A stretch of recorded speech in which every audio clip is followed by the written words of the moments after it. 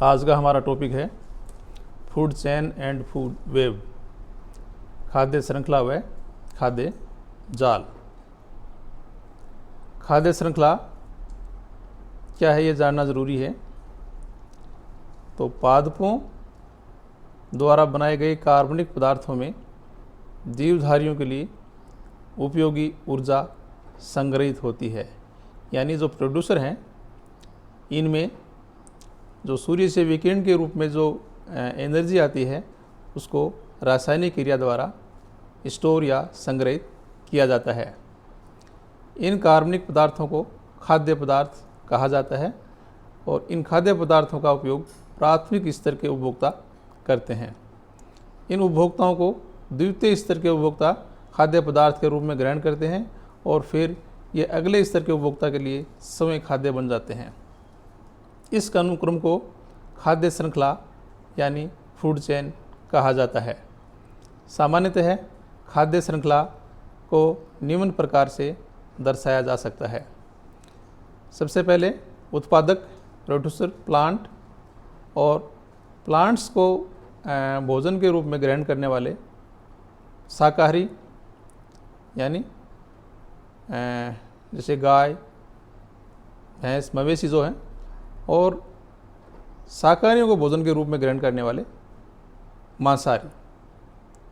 इसी तरह से हम समझ सकते हैं कि घास जो है प्रोड्यूसर हैं, इनको हर्बीवोरस हिरण जो है भोजन के रूप में ग्रहण करती है और हिरण को जो है लायन या टाइगर जो है भोजन के रूप में ग्रहण कर लेता है।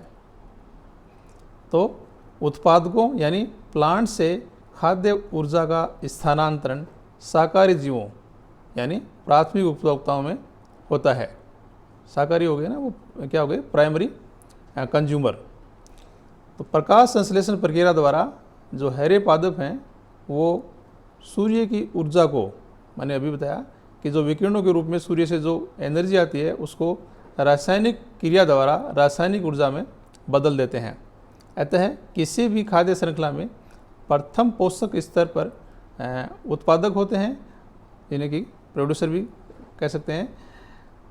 हरे पादप द्वारा निर्मित खाद्य में संचित ऊर्जा पादपों को जिन्हें खाने वाले शाकाहारियों द्वारा उपयोग में लाई जाती है। यानी जो एनर्जी है वो हरे प्लांट्स द्वारा संग्रहित की जाती है और इन्हें शाकाहारियों द्वारा उपयोग में लाई जाती है।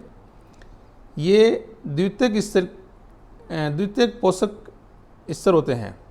तो द्वितीयक पोषक स्तर कौन से हो गए? हर्बीवोरस एक तरह से, तथा इन्हें प्राथमिक उपभोक्ता कहते हैं। मांसाहारी शाकाहारियों का भोजन या उनका भक्षण करते हैं, जो खाद्य श्रृंखला का तृतीय पोषक स्तर कहलाते हैं। इन्हें तृतीय उपभोक्ता कहते हैं।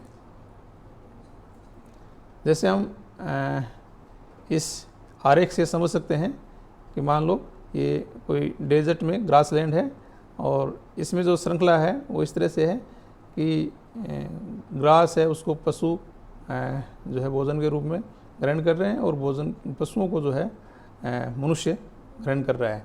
इसलिए जो एनर्जी सूर्य से जो है रासायनिक क्रिया द्वारा प्लांट में संग्रहित हुई है वो फिर पशुओं में चली जाती है और पशुओं से फिर जो है मनुष्य में। इस तरह से ऊर्जा का जो है स्थानांतरण भी यहाँ पर हो रहा है। तो इसी तरह से हम एक जो पोंड है उसमें भी खाद्य श्रृंखला का जो अनुक्रम है वो इस तरह से दर्शा सकते हैं कि यहाँ पर शैवाल हैं और शैवाल को जो है प्रोटोजोन है भोजन के रूप में ग्रहण कर रहे हैं और इन प्रोटोजोन्स को जो छोटे एक्वेटिक जो इंसेक्ट्स हैं वो भोजन के रूप में ले रहे हैं और इंसेक्ट्स को छोटी मछलियाँ जो स्मॉल फिशेस हैं वो ले रही हैं और छोटी मछलियों को जो है बड़ी मछलियाँ भोजन के रूप में ग्रहण कर रही हैं।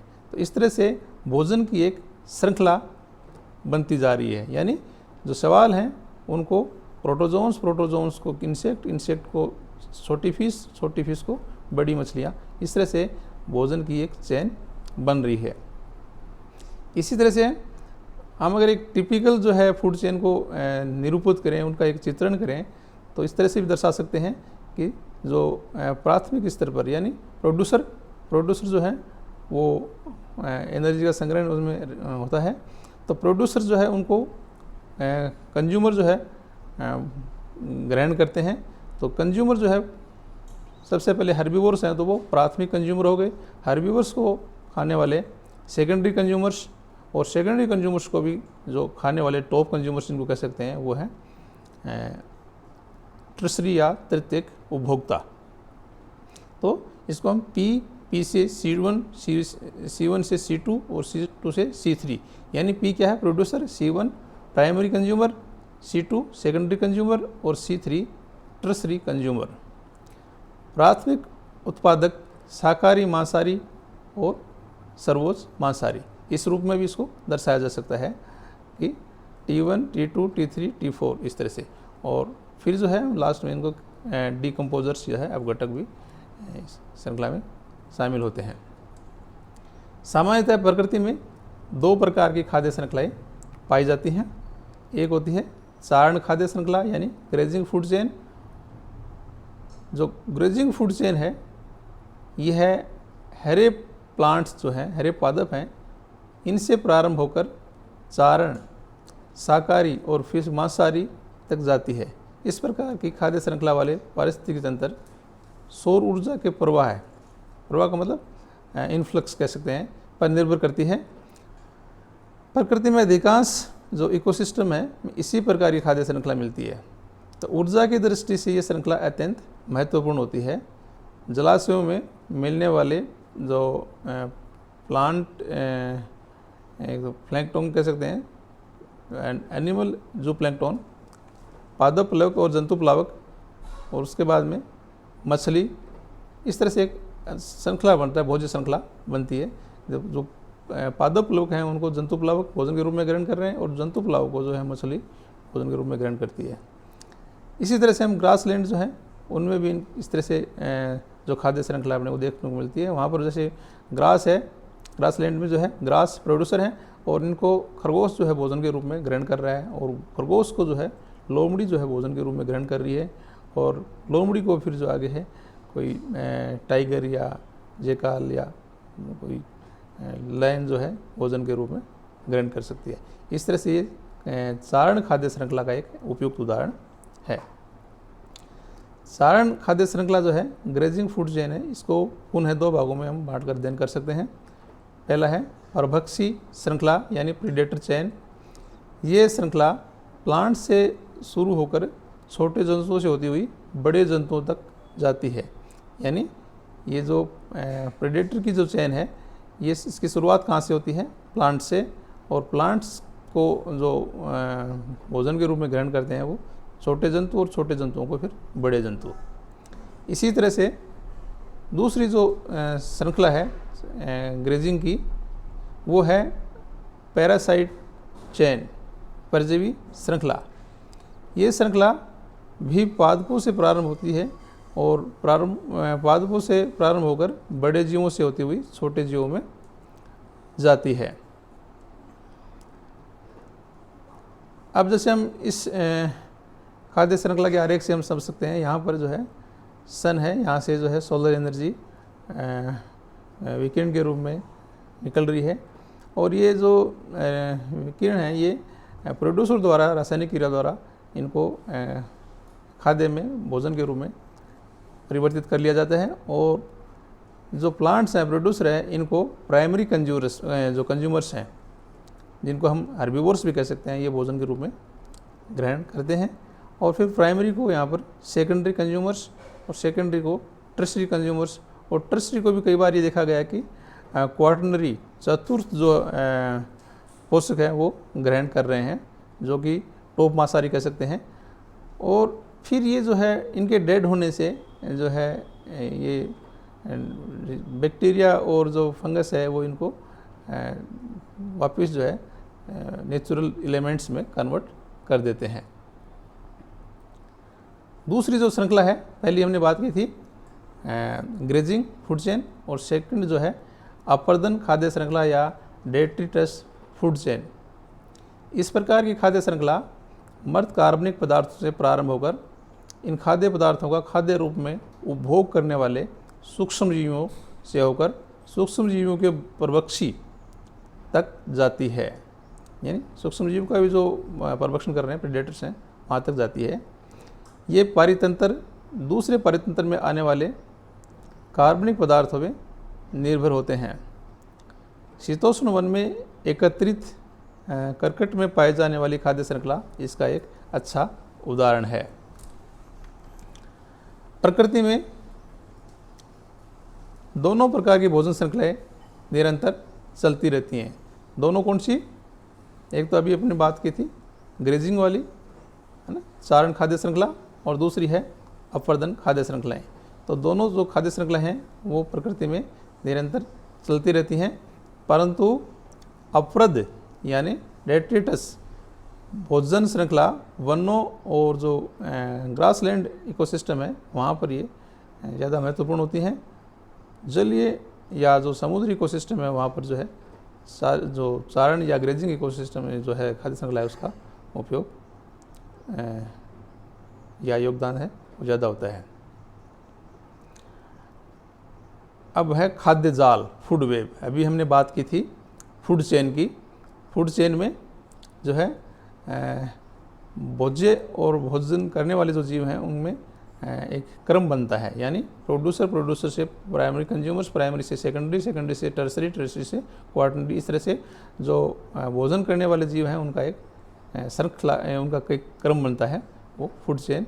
हम बात कर रहे हैं फूड जेल, फूड वेब यानी खाद्य जाल, यानी जो भोजन है उसको अलग अलग जो है श्रृंखलाएँ जो है इस रूप में दर्शा सकते हैं।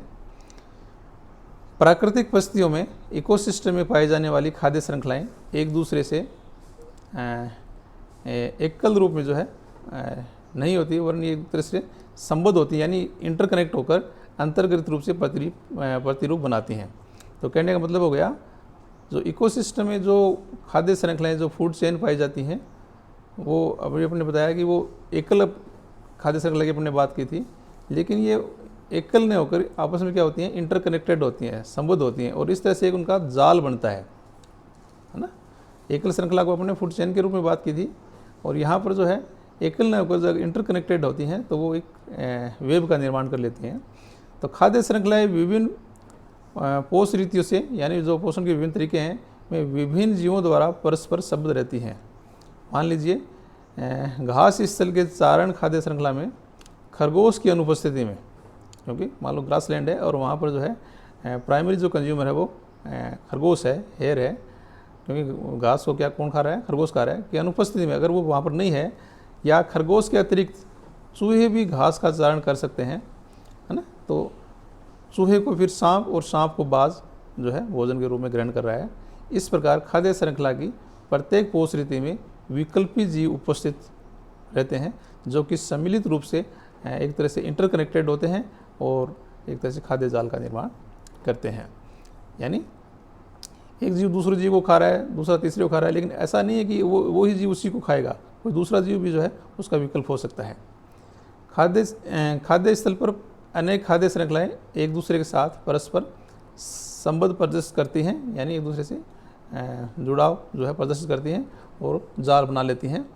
इस प्रकार अनेक खाद्य श्रृंखलाओं के एक साथ जुड़े रहकर काम करते रहने के कारण खाद्य जाल यानी फूड वेव बन जाता है।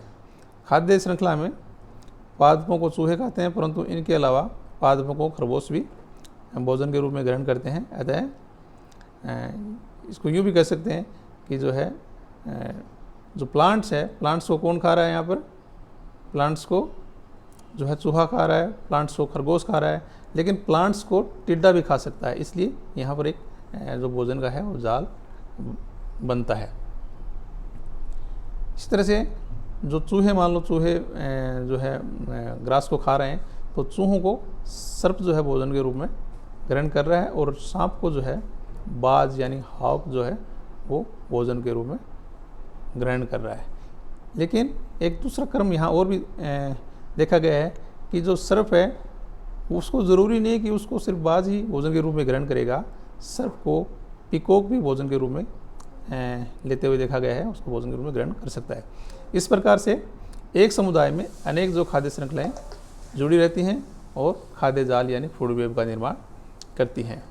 यहाँ पर हम आरेख देख रहे हैं, यहाँ पर देखो जो प्रोड्यूसर हैं वो क्या है, प्लांट्स हैं, हरे पादप हैं, और हरे पादपों को एक स्तर पर या एक जो श्रृंखला है यानी उसमें टिड्डा जो है वो भोजन के रूप में ग्रहण कर रहा है।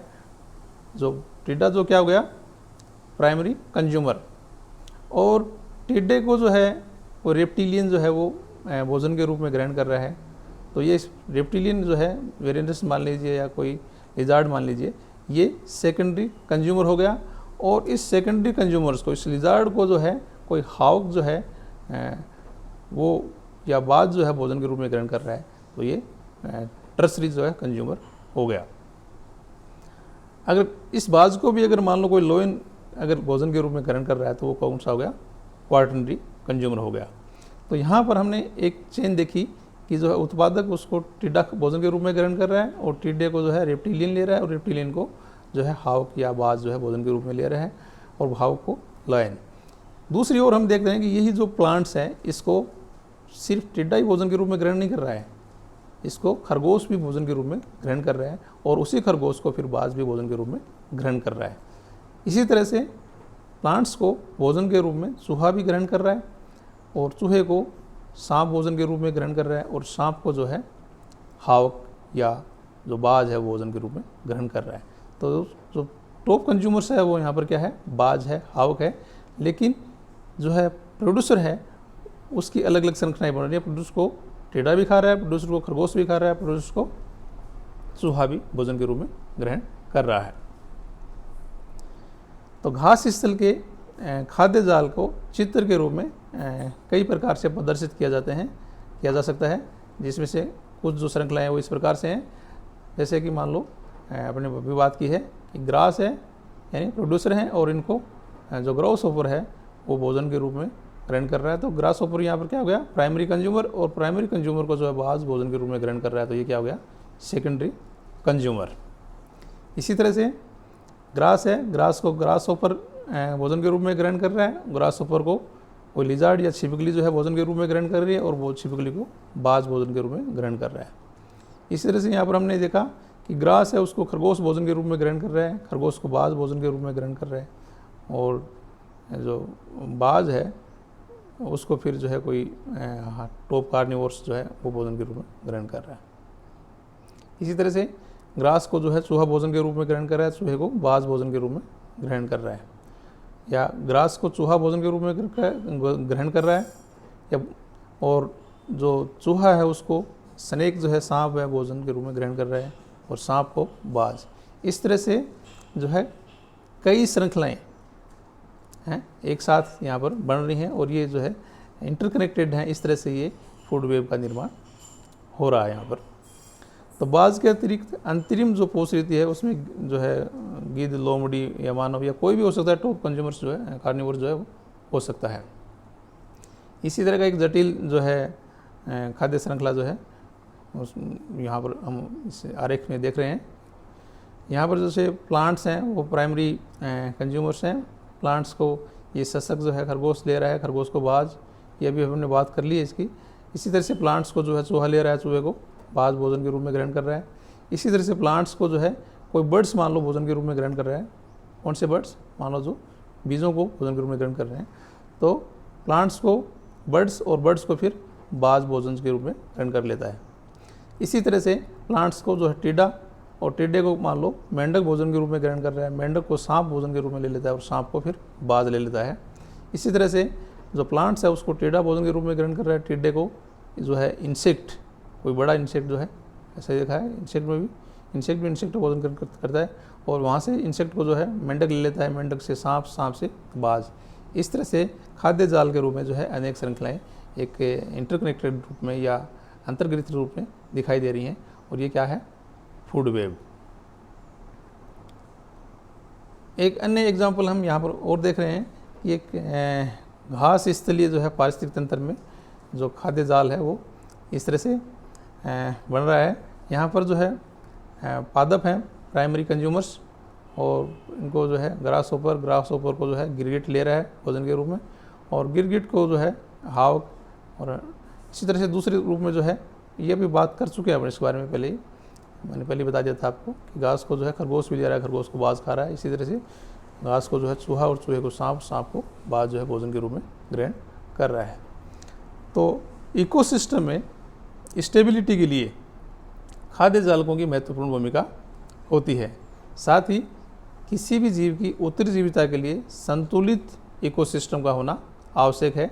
जैसे घास स्थल घास स्थल खाद्य जाल में खरगोश की आबादी घट जाने पर स्वाभाविक है कि अन्य शाकाहारी चूहों की आबादी बढ़ जाएगी, यानी उसका विकल्प जो है मिल जाता है।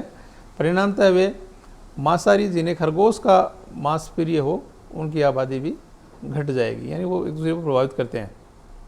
इसी प्रकार से विभिन्न पोषक स्तरों में विकल्पी उपभोक्ताओं की उपस्थिति इकोसिस्टम के स्थायित्व में सहायक होती है।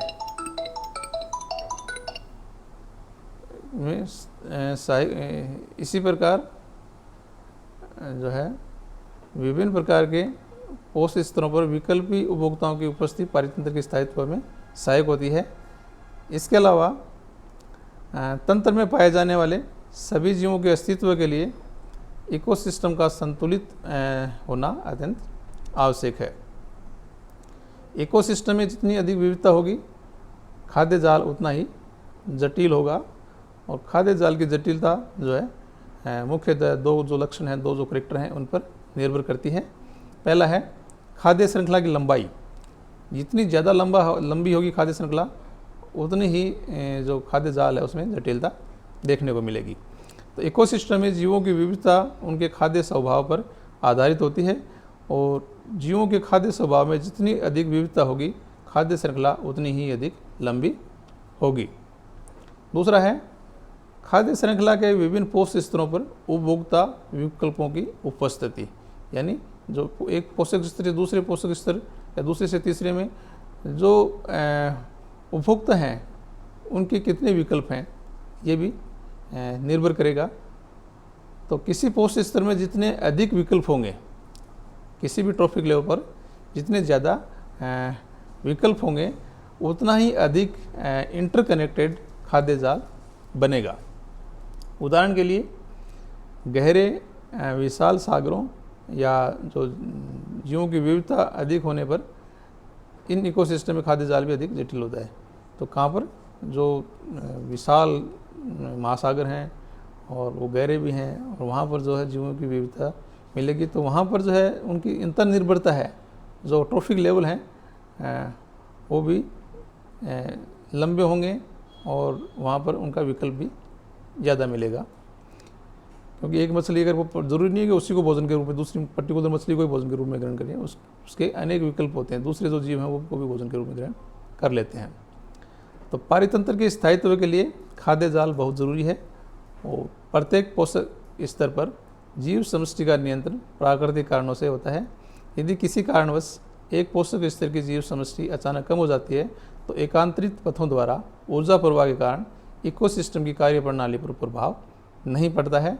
इस कारण पारितंत्र जो है अधिक स्थायी होता है, और जिसमें इस कारण से ये कह सकते हैं कि वह पारितंत्र अधिक स्थायी होता है जिसमें एकांतरित यानी अल्टरनेट जो है पथ ज़्यादा होते हैं, यानी जो पोषक जो हैं उनका विकल्प जितने ज़्यादा होंगे उतनी ही वो इकोसिस्टम ज़्यादा स्थायी होगा। Thank you.